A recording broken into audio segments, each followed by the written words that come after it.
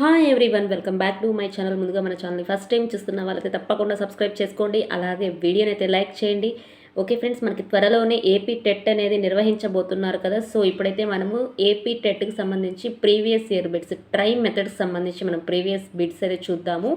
Maximum ఈ previous bits నుంచే మనకు రిపీటెడ్గా క్వశ్చన్స్ అనేవి రావడం జరుగుతుంది. సో ప్రతి ఒక్కరూ ఈ బిట్స్ అనేవి మిస్ అవ్వకుండా చూడండి. ఓకేనా ఫ్రెండ్స్, ఫస్ట్ వన్, లోప నిర్ధారణ నికషను నిర్వహించడంలో ముఖ్య ఉద్దేశం ఏమిటి?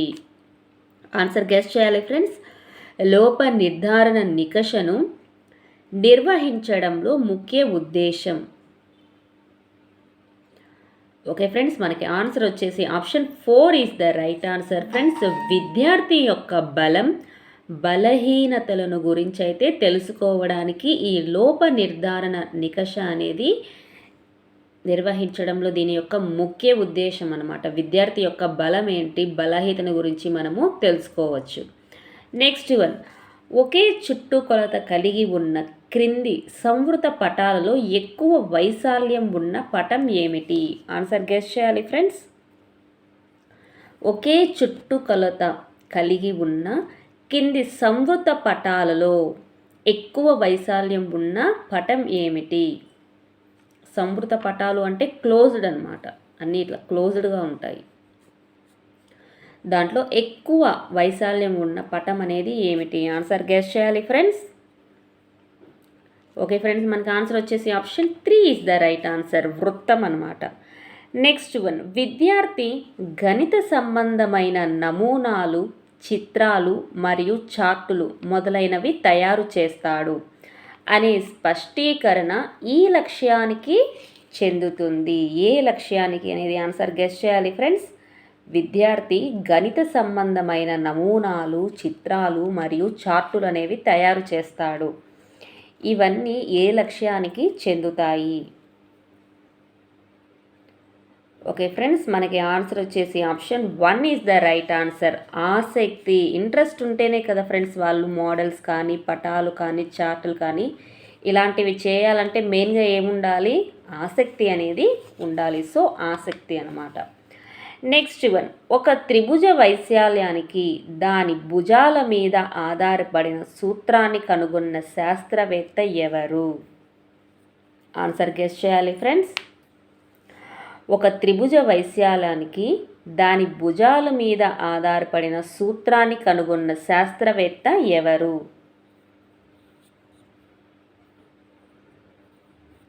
ఓకే ఫ్రెండ్స్, ఆన్సర్ వచ్చేసి మనకి option 3 is the right answer, heron. ఒక త్రిభుజ వైశాల్యానికి దాని భుజాల మీద ఆధారపడిన సూత్రాన్ని ఎవరు కనుగొన్నారు? హెరాన్. నెక్స్ట్ వన్, ఒక వృత్తంలోని స్వరూప వృత్త ఖండాలు వాటి జాల దగ్గర నివృత్తాల్లో ఉంటాయి అని ప్రతిపాదించిన పాఠశాల ఏది? ఆన్సర్ గెస్ చేయాలి ఫ్రెండ్స్. ఒక వృత్తంలోని స్వరూప వృత్తఖండాలు వాటి జాల వర్గాల నిష్పత్తిలో ఉంటాయి. ఆన్సర్ గెస్ చేయాలి ఫ్రెండ్స్. ఇది అని ప్రతిపాదించిన పాఠశాల ఏది? ఓకే ఫ్రెండ్స్, మనకి ఆన్సర్ వచ్చేసి option 4 is the right answer, sophist పాఠశాల. Next one, spirit of geometry అనే గ్రంథాన్ని రచించిన గణిత శాస్త్రవేత్త ఎవరు? ఆన్సర్ గెస్ చేయాలి ఫ్రెండ్స్. స్పిరిట్ ఆఫ్ జామెట్రీ అనే గ్రంథాన్ని రచించిన గణిత శాస్త్రవేత్త ఎవరు? ఓకే ఫ్రెండ్స్, మనకి ఆన్సర్ వచ్చేసి option 2 is the right answer, Euclid. ఓకేనా friends. Next one, Edgar Dale అనుభవ శంకులో అడుగు భాగంలో ఉండే అభ్యసనానుభవం ఏమిటి? ఆన్సర్ గెస్ చేయాలి ఫ్రెండ్స్. ఎడ్గార్ డేల్ అనుభవ శంకులో అడుగు భాగంలో ఉండే అభ్యాసనానుభవంలో ఉండేది ఏమిటి? అడుగు భాగంలో ఉండేది. ఆన్సర్ గెస్ చేయాలి ఫ్రెండ్స్. ఓకే ఫ్రెండ్స్, మనకు ఆన్సర్ వచ్చేసి option 3 is the right answer friends, ప్రత్యక్ష ప్రాయోజిక అనుభవాలు. అడుగు భాగంలో ఉండేది ఏంటి? ప్రత్యక్ష ప్రాయోజిక అనుభవాలు.